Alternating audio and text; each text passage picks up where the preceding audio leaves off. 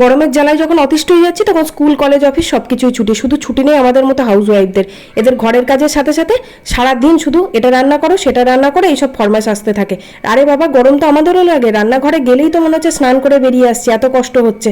তো এই গরমের দিনে এই কদিন ঠিকই করে নিয়েছি ওই জন্য শর্টকাটে কয়েকটা রান্না করবো, যাতে ম্যাক্সিমাম টাইম 10 মিনিট লাগে, এর বেশি আমি সময় দিতে পারবো না। আজকে এই জন্যই বানিয়ে নিচ্ছি শর্টকাট ফাঁকিবাজি একটা রান্না, পটল পোস্ত।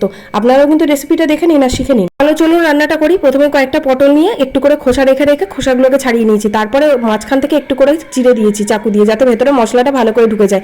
এবার লবণ আর হলুদ মাখিয়ে 10 মিনিট রেখে দিয়েছি। তারপরে কড়াইয়ের মধ্যে বেশ খানিকটা সর্ষের তেল দিয়ে তেলটা গরম হয়ে গেলে পটলগুলোকে ভেজে নেব। পটল ভাজাগুলো তুলে রেখে তারপরে তেলটাকে একটু কমিয়ে নেবে, এই গরমে এত তেল খাবেন না।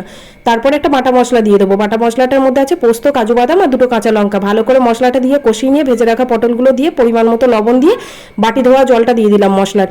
এবার ভালো করে ফুটিয়ে নিয়ে নামানোর আগে একটু সর্ষের তেল আর চাইলে একটু চিনি দিয়ে নামিয়ে নিন।